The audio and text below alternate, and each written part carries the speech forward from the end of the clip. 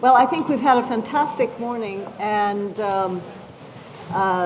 we've been covering regulation and the digital transformations and AI. I think we're about to move, starting with this conversation, with a more sustained focus around security and foreign policy, cybersecurity issues. We have a lot of faculty here who are working on cyber conflict and financial stability and cyber risk. And I'm really delighted to have this chance to welcome David Sanger back to Columbia University. We have had the occasion to have him join us in Washington and also occasionally here, and I know we have a hard stop at 2:15, so we are be mindful of that. As you know, David has just come out with a fascinating, very compelling book earlier in 2018, I guess. It just feels like yesterday we were talking about it, which is doing incredibly well, called The Perfect Weapon: War, Sabotage, and Fear in the Cyber Age. If all worked as planned, it may even be downstairs available. I saw it when I came in. Okay, so there we are. Go. Out in its new paperback edition. Oh, fantastic. And also joining us in this conversation, I'm very happy John Battelle is here. You heard him earlier. He has been with us this year as a senior research fellow, and I've been delighted to have John as a partner in the organizing of this with our working group for this digital forum. So I'm going to get started by asking a couple of questions to help us think about cyber conflict. We have a lot of nuclear theorists, in security groups around the country, sort of saying, well, what's the analogy here with cyber? I mean, you and your book deals with this question about how we found an uneasy modus operandi with the development of mutually assured destruction, a recognition that in the nuclear world it would be so catastrophic that it had a real deterrent effect. But cyber is different, and that's what your book really discusses. So we don't have norms, we don't have doctrine, we don't have agreed upon frameworks in the world. And I don't know if we even have any kind of shared understanding about the destructive power represented by cyber conflict. So take us into this complexity. Well, first, Meredith, thank you. It's great to be back here. It's great to be with you, back here with you. We go way back to lots of fun adventures before and after I was living in Japan and back in D.C. And great to be with you as well. It's good to have another journalist on the stage. Feel somewhat protective, and it's great to be back at Columbia. My grandfather went here in the class of 1917, and I was forever the black sheep of the family by not going to Columbia. So I feel like you're restoring me here a little bit. So to the question you've asked, so it's very tempting for a lot of people, particularly people in Congress, to look to the nuclear analogies because they grew up with them in the Cold War. And they figured, well, if we develop deterrence for nuclear, surely we can just move that over into the cyber realm. And of course, what we've discovered is that all the questions are the same as they are in the nuclear world, and all the answers are different. And that's true because the fundamentals of cyber as a weapon are different. First of all, it's dirt cheap. You don't need plutonium and uranium, which are hard to come by.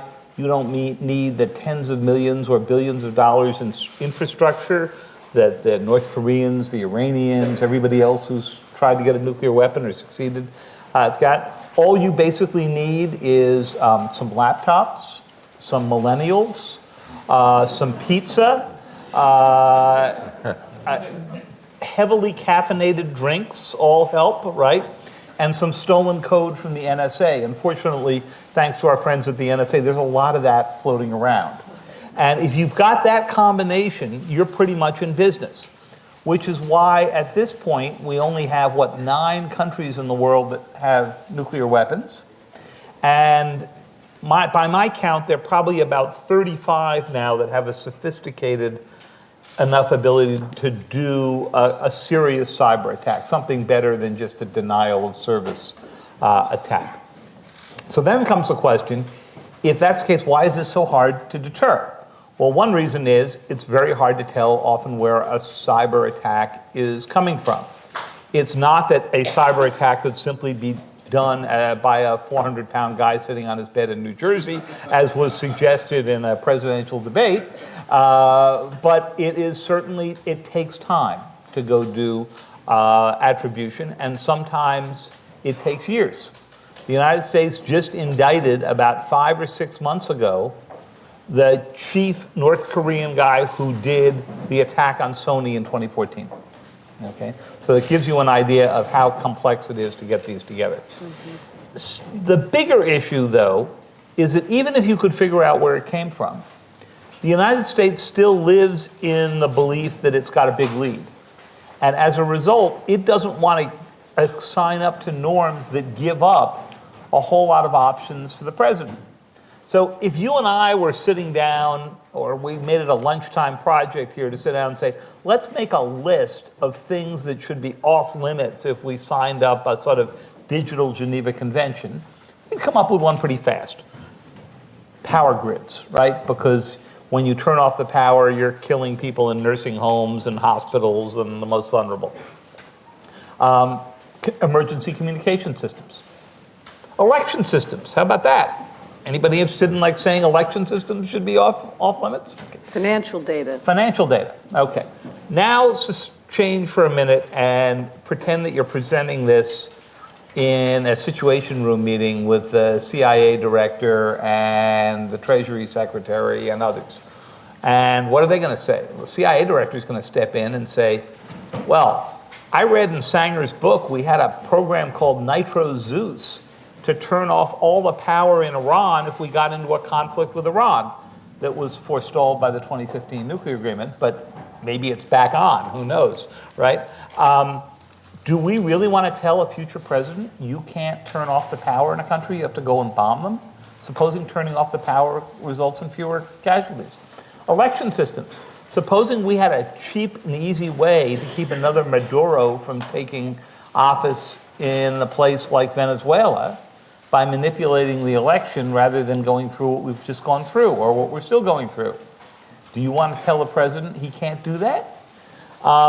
Supposing you come to the conclusion that shutting down the communications of all of the Chinese ability to talk to, say, their nuclear weapons operators or their troops would be better than some kind of conflict in the South China Sea.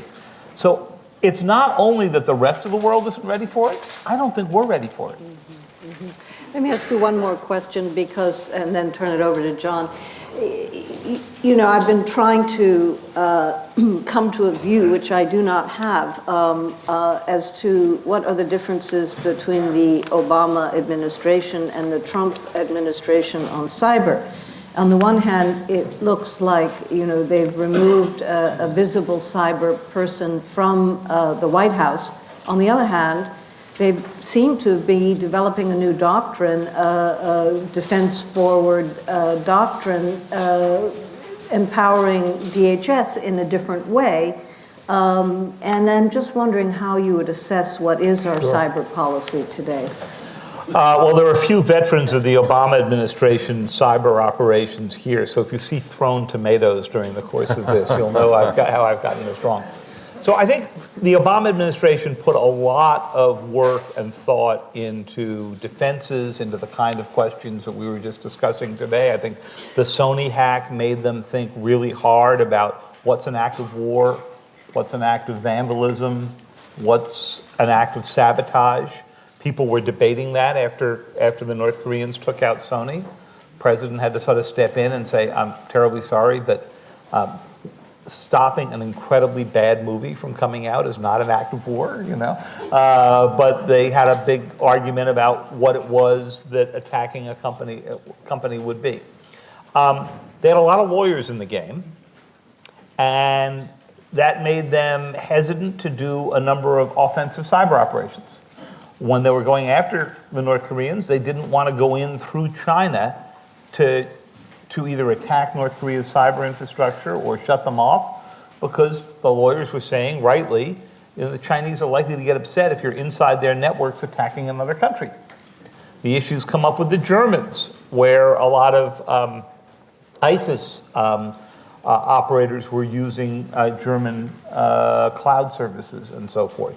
So I think they were a little more cautious, and they wrote a cyber policy that enabled everybody who had a piece of the action, and some people who were just walking by, to come in and have a voice in the policy.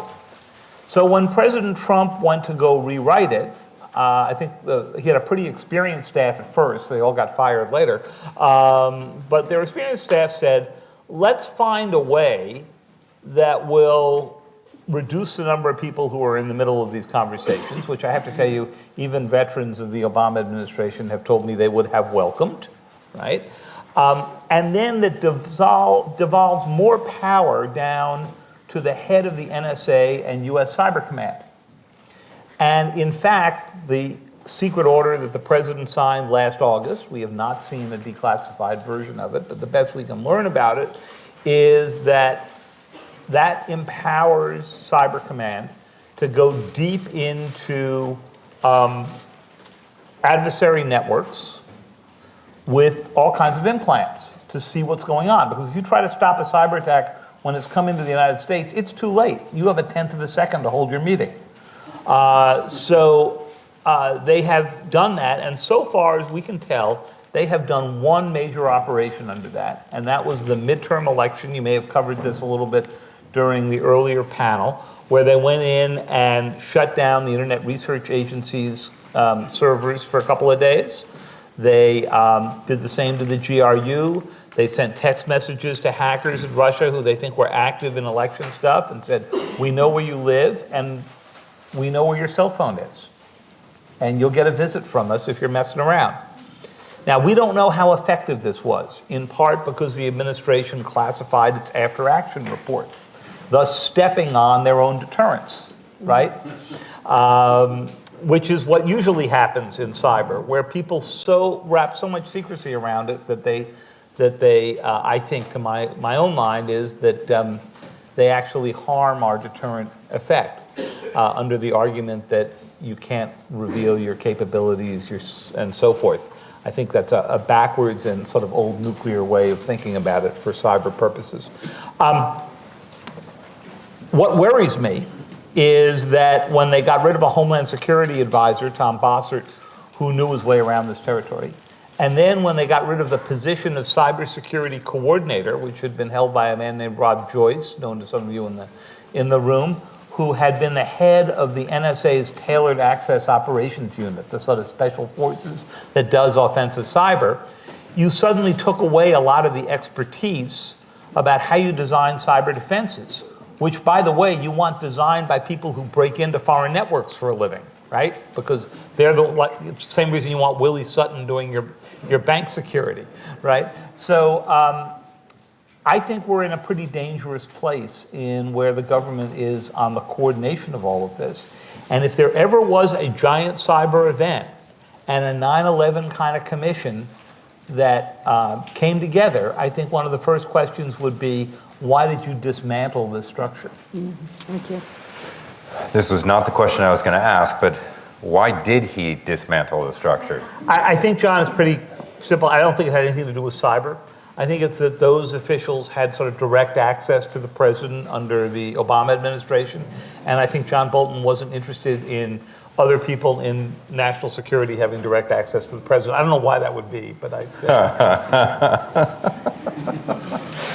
Something about all caps tweets. Yeah. So I have a question. You referred to this event. You and I discussed this briefly prior. The sort of cyber Pearl Harbor. I mean, it's clear from both your coverage and your book that you believe that the public dialogue around these issues is not where it should be, and that our doctrine, such that it is more confusing to me than it is to you, Merritt, is not where it should be. Is there an event that might occur that would change that dialogue, where all of us wake up And if so, what does that event look like? Like, make it real for us. Sure. So if you all woke up in the dark and nothing was working, your lights weren't going on and your internet wasn't connected, and worse yet, you couldn't get on Netflix, that could be like a decisive event. And you could draw all kinds of great cyber Pearl Harbor kind of scenarios. And that phrase has been around for about 20 years, but you may remember that Leon Panetta made a big deal of it when he came here to New York and went out and gave a speech out on the aircraft carrier down in the 40s. And he basically argued that we needed more funding to avoid a great cyber Pearl Harbor. So I was having lunch with him a few months ago. It was out near the Panetta Institute where he's living a happy life in California. I said, Leon, I argue in the book that a cyber Pearl Harbor is the least likely thing to happen. I'm not saying it won't happen. It could be on the way to a bigger war or conflict. It could happen. But the way cyber is used by states is to avoid a military retaliation. And if you turn off all the lights from Boston to Washington, the chances that you're going to go get visited by a stealth bomber are probably pretty high if they figure this out. And he said, David, how long have you lived in Washington? Really? He said, I needed to come up with a phrase that was going to get the attention of members of Congress who have no idea about cyber, which he thought would be a number well over 400. And to do that, if you're not going to educate them on cyber, you're going to have to make them analogize to something that they don't want to get blamed for. And that was where cyber Pearl Harbor came up.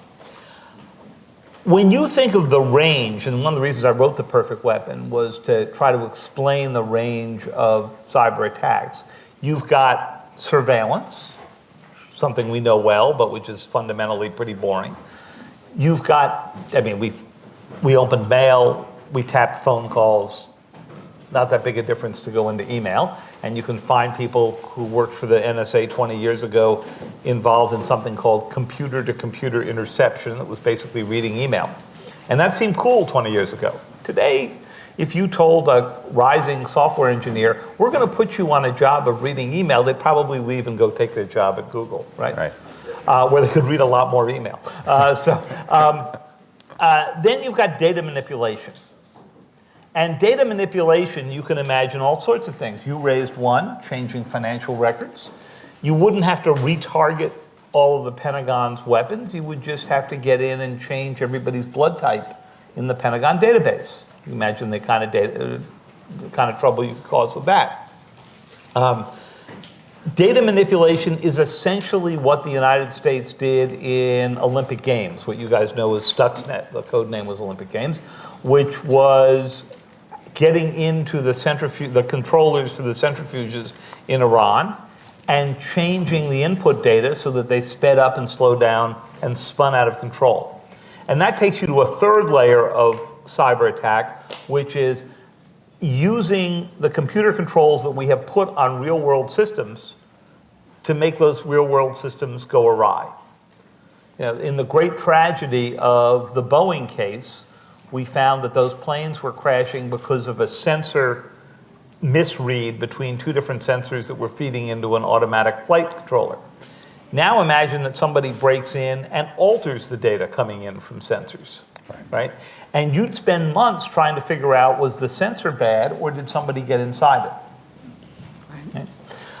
And then the fourth area, which you spent some time discussing today already, is just influence operations, which fundamentally isn't about cyber. It's fundamentally about taking propaganda and putting it online and speeding it up. Mm-hmm.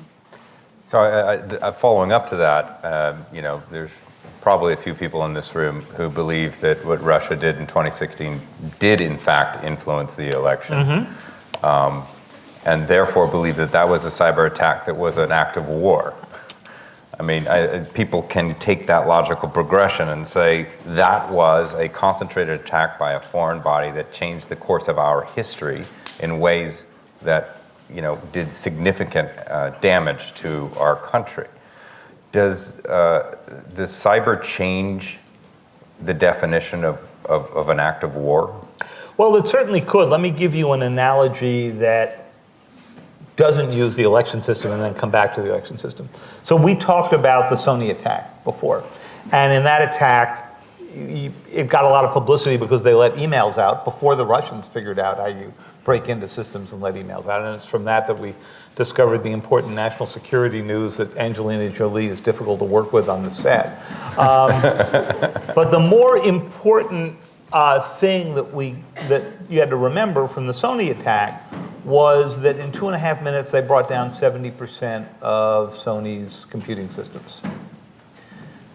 They worked at it for 3 months before they did the attack, but when the attack actually happened, the hard drives got wiped.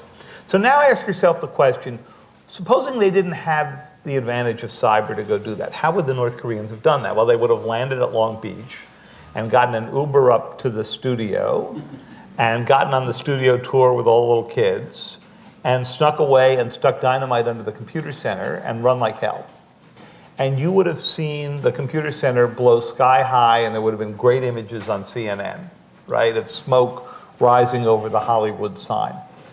I would argue that if that was the case, any American president would probably have to make something blow up in Pyongyang. But because they didn't have the smoke and didn't see it, they didn't categorize it as an act of war. It wasn't immediately clear who had done it. And by the time they figured out who had done it, reacting that slowly, I guess I should say, would have seemed strange. So these analogies are really hard to put together. Now get to yours. So in the election system, we've got a couple of things we don't know. We believe it affected the election outcome, but none of us can prove it did. You'd have to crawl inside the minds of the 77,000 people in Pennsylvania and Wisconsin and so forth that voted other ways, right? We were wildly underprepared, so underprepared that the Department of Homeland Security's listings of critical infrastructure included the power grid and the communications grid and the Washington Monument and the Jefferson Memorial, but not the election system, the underpinning of our democracy. Right. Mm-hmm. What were they thinking, right? And the answer was that they weren't really thinking about where their most critical data was stored and what could happen to it. Just as OPM wasn't thinking that they were holding on to the most critical information about people who get security clearances. So do I blame the Russians? Yeah, it was a really nasty thing to go do. What I really blame is us for not thinking broadly enough. And the question I keep asking inside the New York Times and outside is, why would we ever think the Russians would come back and play the same playbook in 2020? When they come back, it's going to be with something different, or it's going to be the Chinese and the Iranians or some other set of players. So let me ask you, I mean, I'd like to reference a recent incident, see what you think about it, as a way of saying what should we be doing as a result that goes beyond hardening our systems. I mean, I think there was a recent incident with Hamas and Israel that you could probably explain better than I, but where there was some cyber hacking that seemed to have resulted in a kinetic response by Israel. So it was a military response to a cyber incident. And I'm just wondering, what do you think the U.S. should be doing? I mean, it's differently. I think you have some suggestions in your book that the U.S. should be more aggressive. Yeah. Well, certainly, I argue in the book that people have to feel that they're paying a price if they're going to do a cyber attack, right? And North Korea didn't feel they were paying a price. They got a few sanctions on them that I doubt they felt with all the other sanctions that they had. The Russians didn't pay a price for going into the White House, the State Department, and the Joint Chiefs of Staff, unclassified systems and some classified systems in the Pentagon, and weren't even called out by name by the Obama administration before they went into the Democratic National Committee. So if you're Putin, you're sitting here thinking, well, they're not going to defend the White House email system. Who's going to care about the DNC, right? One of the things that has been consistent in American cyber policy across administrations is if there's a cyber attack, the response is not necessarily in the cyber realm, right? And that makes sense. Because if you're attacking the North Koreans, I guarantee you they have fewer IP addresses than you have in any block of Columbia University, right? So the idea that you're going to go take down their structure is a little bit silly. Or as somebody said who was quoted in The Perfect Weapon, you can't exactly turn out the lights in a country that hasn't turned them on. So I can understand why the Israelis were tempted to do what they did. There is a really interesting question, which Jay here and others I'm sure will be mulling, and I've been mulling for a while here, which is, did the Israelis cross some kind of Rubicon here when they responded to a cyber attack from Hamas by blowing up the building they think it came in? And I can't find another case. That's why I raise it. Yeah, I can't find another case right now where that was the response. And I think what the Israelis were trying to do was shake up their adversary some, who was thinking, well, if we do a cyber attack, they're not going to come back to us with a bomb. Whereas if we blow up something by a checkpoint, they're certainly going to come back with a bomb. And so on the one hand, you can see why they would want to go do that. On the other hand, it tells you that that wall is breaking down. And all of a sudden, if people begin responding to a lot of cyber attacks with military attacks, you're in a world of escalation you may not be able to predict. Thank you. Probably more than any country, even Russia, in the conversation so far here, China has been brought up. Its potential dominance of AI, its perfection of a surveillance society, the size and government support for its companies, the amount of data it has. It's been in the news a lot, and in the industry that I've covered for many decades, in the technology industry, as winning in 5G. The new sort of broadband infrastructure.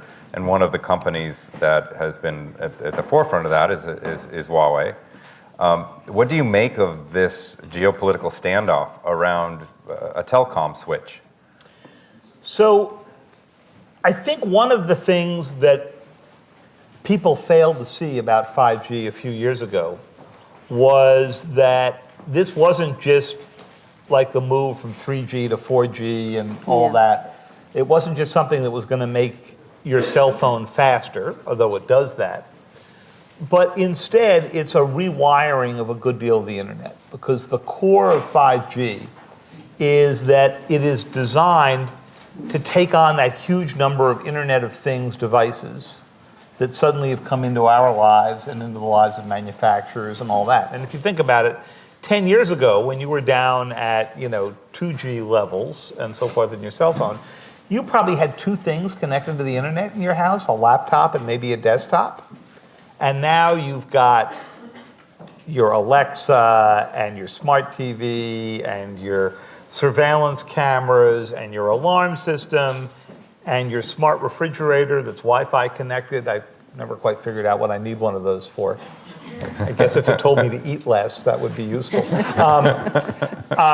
And these are growing at such a rate that as the end of last year, we thought we had about 14 billion Internet of Things devices in the world. And we think that by the end of next year, it'll be about 20 billion. And what that tells you is that the actual 5G network is now getting to the point where it's largely software with a switch underneath, and that it will become updated. It will be updated as often as your iPhone is updated, right? And the result is you can't really go into that software and understand whether the Chinese or anybody else have built in a backdoor with each update. I mean, when you get the update on your Apple, do you stop and say, before I turn on the phone, I want to do a code analysis of what Apple just put into this? Of course not. You just trust them that they're doing it right. So now what's happening as 5G spreads out around the world? What's happening is countries are having to declare that they're on one side of this or another.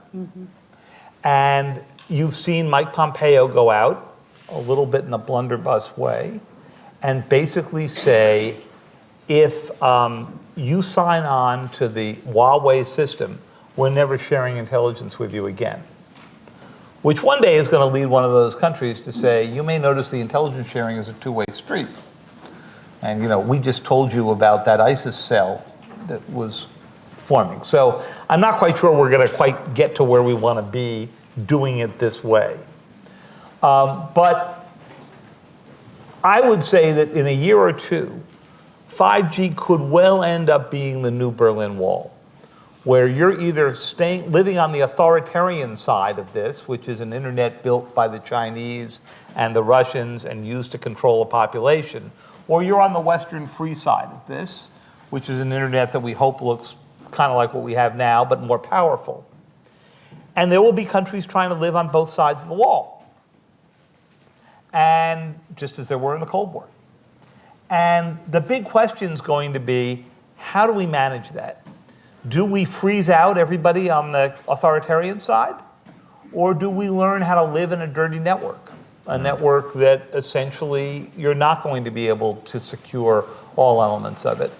And a network in which some NATO countries are reliant on some Chinese equipment that could shut down in a conflict. Well, I know you have to leave. I'm maybe more conscious of it than you, in which case we'll just keep going because we're having such a good time here. But let me ask you one last reaction to that. I was talking to a very senior telecommunications executive on this question earlier in the week, and he said, the Americans think or acting like compliance with their approach means just changing the wheels on the car, but it actually means changing the whole car. And so if we take Huawei out of the system, it will take 5G back 3 or 4 years for us, some are saying. Is that right? Is that how you think about this? I don't know anybody who believes that. There are competitors to Huawei, Nokia, Ericsson, Samsung, all make some similar switches. People have had a hard time explaining to the president why American companies are not doing that. American companies are pretty well pulled out. And I wouldn't be surprised if we get to a position where there's a crash program to get the US back into that. And I'm not sure that would be a bad thing. The 5G stuff is rolling out now. Yeah. And you're going to have it in major American cities within a year. Now, you may not have the phone with the chipset that enables you to take the great advantage of it. If you've got an AT&T phone, you've already seen that little 5GE evolution show up. That's because modern iPhones, the most recent generations, have a chipset in it that you can ramp up some. This is going to roll out over a number of years, but the train has left the station. Mm-hmm. And we have to recognize that we could bar Huawei and they could still have 40 to 60% of the world market. Right. In which case, we're going to have to communicate with countries that are using Huawei switches, because it turns out we do business with countries that use Huawei switches, including China. And Germany and the United Kingdom. Right, and that, Germany and the United Kingdom, that's going to be the really fascinating fight, because they're the core of NATO. And there was a big fascinating fight in Seoul a few years ago when Huawei won a bid to go put in pre-5G, put in a new cell phone network just for the city of Seoul. And suddenly US command in South Korea was saying, wait a minute, we use this network for day-to-day, not wartime, but sort of day-to-day communications. We'd rather this didn't go over a Chinese network. And that turned out to be the first of skirmishes that we're now seeing take place around the world. Mm-hmm. This has been a fantastic conversation. I wish we had more time, but I understand he is en route to a holiday and has to catch an actual an actual car. But I thank you again for having me. It's been great to have you here. Thank you. Thank you. All right. Thank you, David. Fantastic. Thank you so much, John. Thank you.